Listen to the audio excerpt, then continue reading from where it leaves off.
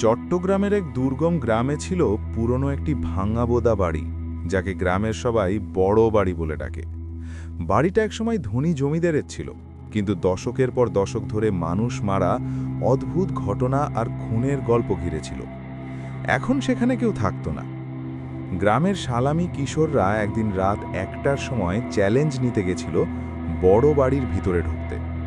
তারা হলো রাকিব, তানভীর আর নাজিম। বড় বাড়ির দরজা খুলতেই জীর্ণ কাঠের শব্দ, বাতাসের ঠান্ডা ঝাপটা লাগলো। বাড়ির মধ্যে ঢুকতেই তারা দেখল দেওয়ালে অদ্ভুত আঁকা মুখ, যেগুলো লুকানো ছিল রং দিয়ে, কিন্তু লাইট দিলে মনে হচ্ছিল চোখগুলো চোখের দিকে তাকাচ্ছে। রাকিব কাঁপতে কাঁপতে বলল, বন্ধু, এটা কি সত্যি ভয়াবহ? তানভীর বলল, চুপ করো, শুনছ? কোথা থেকে ধীর একটা ফিসফিসে আওয়াজ আসছে। হঠাৎ নাজিম চিৎকার করল, দেখো, কেউ আছে। তারা পিছন ফিরল, কেউ না, কিন্তু ফ্ল্যাশ লাইটে দেখা যায় মেঝেতে হালকা লাল দাগ। দাগগুলো ধীরে ধীরে বড় হচ্ছে, যেন কেউ হেঁটে যাচ্ছে। বাড়ির ওপরের তলায় উঠতেই তারা দেখল একটা পুরনো ঘরে কবরের মতো মাটি ঢালা, আর মাটির উপরে ছোট ছোট হাতের ছাপ। রাকিব বলল, এটা এটা তো মানুষের নয়। এবং হঠাৎ মাটি কেঁপে উঠল, আর ধীরে ধীরে কিছু বের হতে শুরু করল। একটা মুখ, হলুদ চোখ আর কালো মুখ ফ্ল্যাশ লাইটে দেখা গেল। মুখটা মানুষের মতো নয়, কিন্তু ফিস ফিস করে বলছে, কেন এসেছো আমার ঘরে? তানভীর চিৎকার করতে চাইল, কিন্তু গলার শব্দ গেল না। মুহূর্তের মধ্যে ঘরের দরজা বন্ধ হয়ে গেল, আর তারা আটকা পড়ল। রাতভর তারা দেওয়াল, মেঝে আর ছাদের অদ্ভুত ছায়া দেখে কাঁপতে লাগল। ভোর হতেই দরজা হঠাৎ খুলল, আর তারা দৌড়ে বেরোল। গ্রামে ফিরে বলল, বড় বাড়ি শুধু বাড়ি নয়, সেখানে কিছু আছে যা মানুষ নয়। কিন্তু গ্রামের বয়স্করা বলল, তোমরা যা দেখলে আমরা অনেক বছর আগে দেখেছি। কেউ জানে না ঠিক কি, শুধু জানি যারা ঢুকেছে কেউ আর ঠিক মতো রাত কাটাতে পারে না। রাকিব, তানভীর আর নাজিম যেই রাতটা বাঁচতে পেরেছিল, তারা গ্রামে ফিরে এসে আর কোনোদিন বড় বাড়ির নাম মুখে আনে না। কিন্তু কিছুদিন পর রাকিবের ঘরে অদ্ভুত ঘটনা শুরু হলো।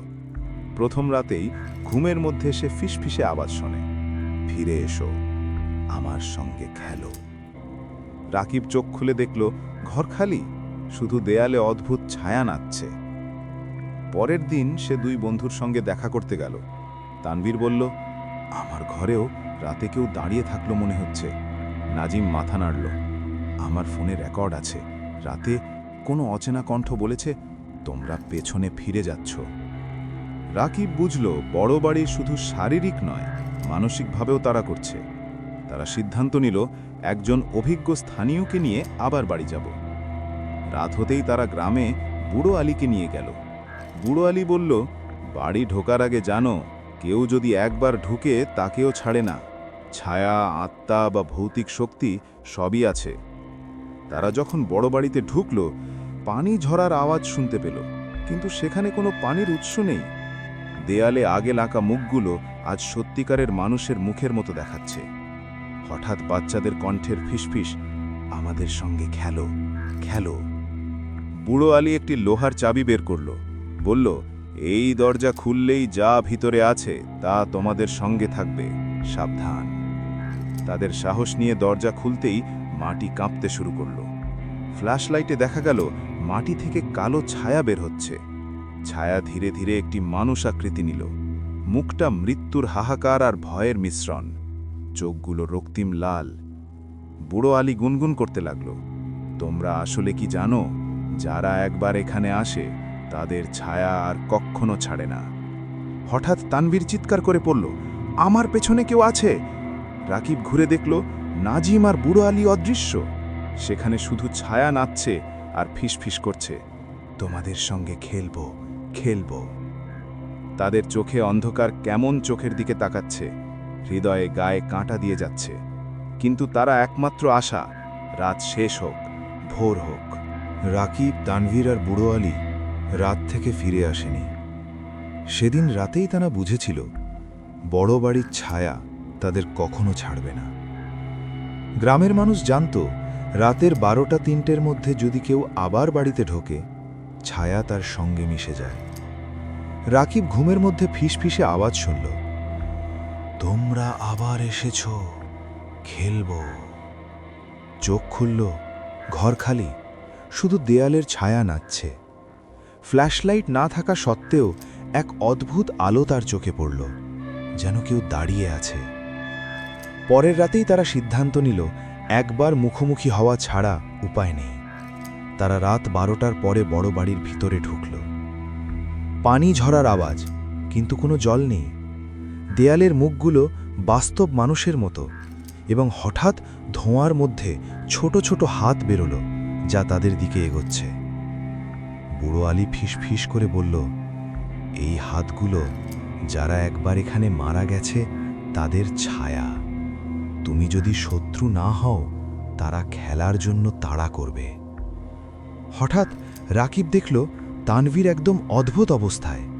চোখের রং লাল হয়ে গেছে, মুখে অদ্ভুত হাসি, আর ফিসফিসে বলছে, আমাদের সঙ্গে খেলো, খেলো। রাকিব চিৎকার করতে চাইল, কিন্তু গলার শব্দ নেই। বুড়ো আলী বলল, ছায়া দেখো, দৌড়ো না, সরাসরি মুখোমুখি হও। তাদের সামনে হঠাৎ একটি বড় ছায়া দাঁড়ালো, চোখ লাল, মুখ অচেনা, কিন্তু আচমকা ফিসফিস করে বলল, যারা আসবে তারাই আমাদের বন্ধুত্ব করবে বা হারাবে। রাকিব বুঝল, যদি তারা ভয়ে দৌড়ায়, ছায়া তাদের সঙ্গে মিশে যাবে চিরকালের জন্য। তারা দাঁড়িয়ে থেকে ছায়ার দিকে চেয়ে থাকল। ছায়া ধীরে ধীরে তাদের দিকে এগোচ্ছে, কিন্তু তারা হঠাৎ শ্বাস নিয়ে সাহস জোগাল এবং ছায়ার সামনে হাত তুলে বলল, আমরা ভয় পাইনি, আমরা চাই তোমাদের সত্য দেখব।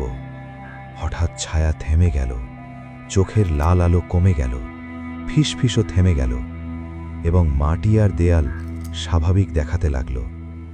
তারা হকচকিত, আর বুড়ো আলী বলল, যে সাহস দেখায় তারাই এই বাড়ির রহস্য দেখতে পায়। ভয় না মানা লোকেরা ছায়া তাদের বন্ধু বানায়, ভয় মানা লোকেরা ছায়া তাদের চিরদিন তাড়া করে। রাকিব, তানভীর, নাজিম সবাই সেই রাতের পর আর চুপচাপ বাড়ির দিকে তাকায়নি। কিন্তু তারা জানত, বড় বাড়ি কখনো নিঃশব্দ নয়, ছায়া সব সময় অপেক্ষা করে। গ্রামের বুড়োরা এখনও বলে, যারা একবার বড় বাড়িতে ঢুকেছে তারা দেখেছে ছায়ার খেলা। কেউ কেউ রাতের ঘুমে ছায়া ফিসফিস শুনে ঘুম ভেঙে যায়, আর কেউ কখনো পুরো রাত ঘুমাতে পারে না, কারণ ছায়া এখনো তাদের সঙ্গে আছে।